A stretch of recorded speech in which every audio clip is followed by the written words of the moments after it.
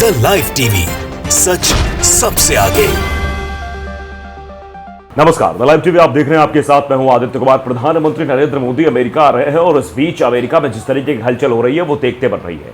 दरअसल पत्रकारों के एक समूह ने अमेरिका से मीडिया पर कार्रवाई के लिए भारत पर दबाव बनाने का आग्रह किया है। जिस तरीके से मीडिया पर कार्रवाई नहीं हो रही उसके लिए ये कहा गया कि जो चीजें मीडिया फैला रही, जो चीजें मीडिया कर रही वो गलत तरीके से कर रही है। प्रधानमंत्री नरेंद्र मोदी द्वारा अगले सप्ताह वाशिंगटन की राजकीय यात्रा से पहले सीपीजे अध्यक्ष जोडी गिन्सबर्ग के एक बयान में कहा गया कि 2014 में सत्ता में आने के बाद से भारतीय मीडिया पर कार्रवाई बढ़ रही है।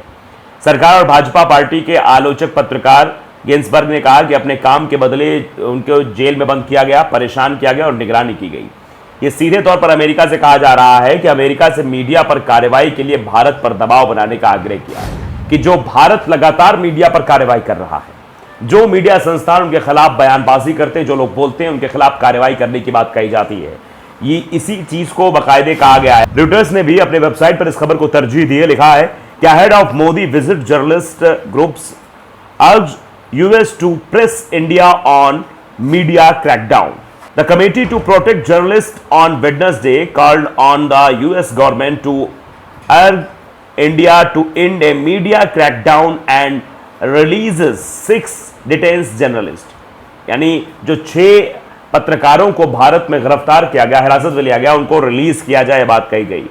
कमेटी टू प्रोटेक्ट जर्नलिस्ट ने बुधवार को अमेरिका सरकार से आह्वान किया कि वो भारत से मीडिया पर कार्रवाई खत्म करने और हिरासत में लिए गए 6 पत्रकारों को रिहा करने का आग्रह करे कि जिन 6 पत्रकारों को मतलब हिरासत में लिया गया, पूछताछ की जा रही है, उनको रिहा किया जाए।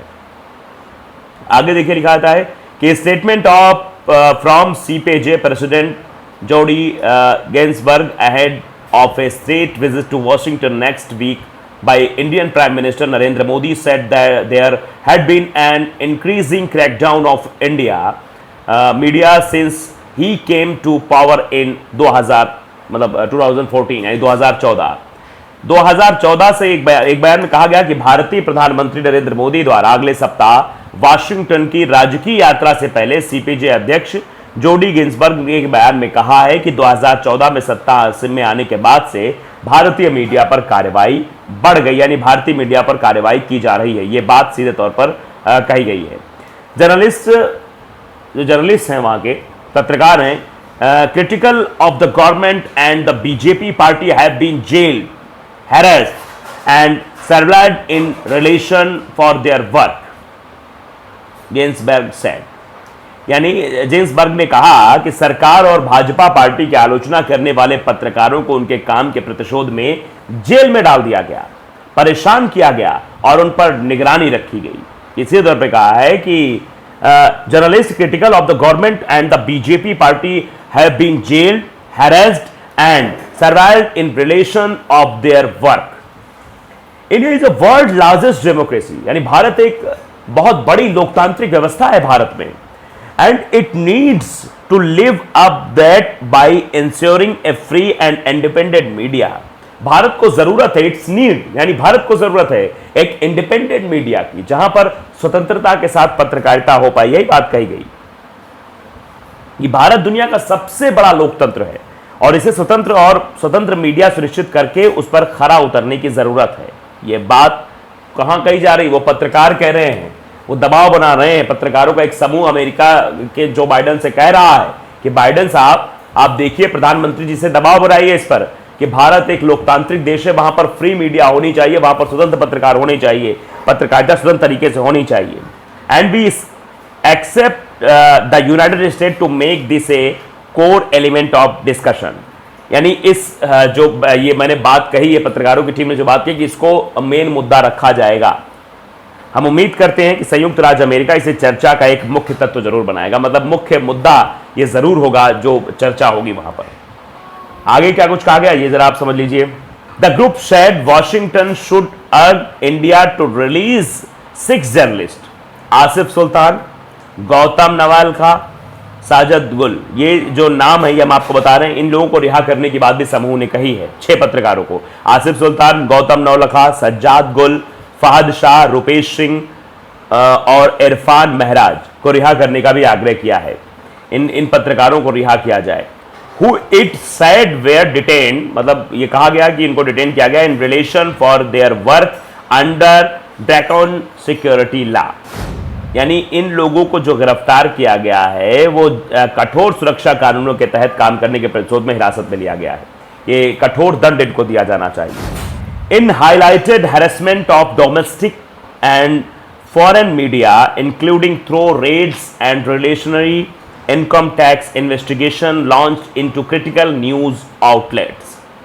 बयान में आगे भी कहा गया है, समूह ने कहा कि ये जो पत्रकार इनको जो है रिहा करना चाहिए। उसके बाद कहा कि इसने घरेलू और विदेशी मीडिया के उत्पीड़न प्रकाश डाला, जिसमें महत्वपूर्ण समाचार आउटलेट्स में छापे और जवाबी आयकर जांच शुरू की गई है।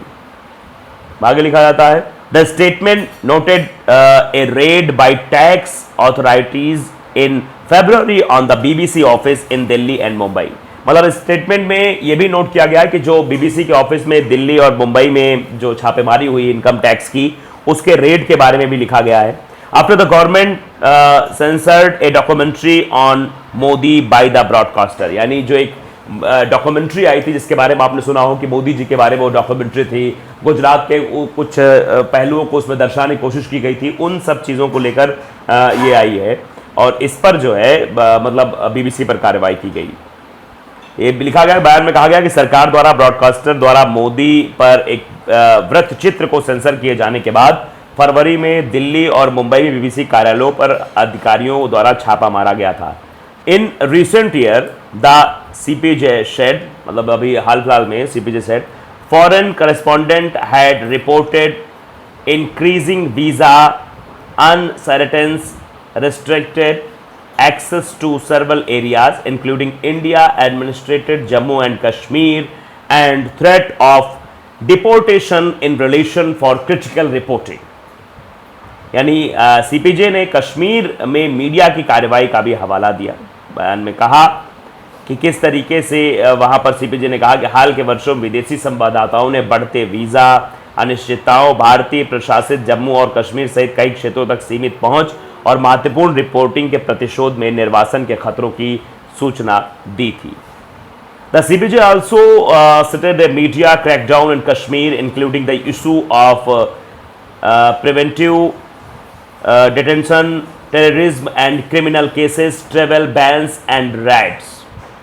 CPJ ने कहा कि कार्रवाई का हवाला दे जिसमें निवारक, निरोधक, आतंकवाद और आपराधिक मामले, यात्रा प्रतिबंधित और छापे शामिल हैं। जो CPJ ने आगे भी कहा कि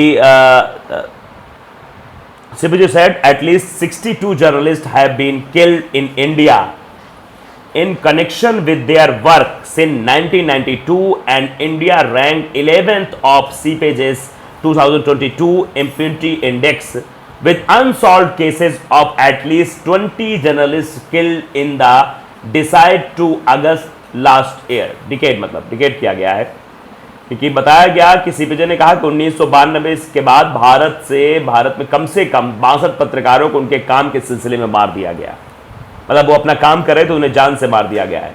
और भारत CPJ के 2022 दंडमुक्त सूचकांक में 11वें स्थान पर है। पिछले साल अगस्त में एक दशक में कम से कम 20 पत्रकारों की हत्या के अनसुलझे मामलों के साथ भारत ने वाशिंगटन दूतावास और अमेरिकी विदेश विभाग ने टिप्पणियों के अनुरोध को तुरंत जवाब नहीं दिया। तो आप अंदाजा लगाइए किस तरीके से इस समूह ने ये सवाल उठाए हैं। सीधे तौर पर यह कहा है कि देखिए किस तरीके से भारत में पत्रकारों के साथ ज्यादती की जाती है, उन्हें काम नहीं करने दिया जा रहा है, तो काम करने दिया जाए। ये पत्रकारों के समूह ने सीधे तौर पर बाइडेन से कहा है कि जब आप प्रधानमंत्री जी आए अमेरिका तो उनसे इस बात को जरूर रखिएगा कि पत्रकारों पर दबाव न बनाया जाए, पत्रकारों को स्वतंत्र तरीके से उनकी पत्रकारिता करने के लिए जो है छोड़ दिया जाए, उनको बाध्य न किया जाए, क्योंकि भारत एक बड़ा लोकतांत्रिक देश है और यहाँ पर स्वतंत्र पत्रकारिता होनी चाहिए। द लाइव टीवी को अगर आपने सब्सक्राइब नहीं किया जरूर करिए, बेल आइकन दबाइए ताकि सच खबर आप तक पहुंचती रहे। नमस्कार। द लाइव टीवी, सच सबसे आगे।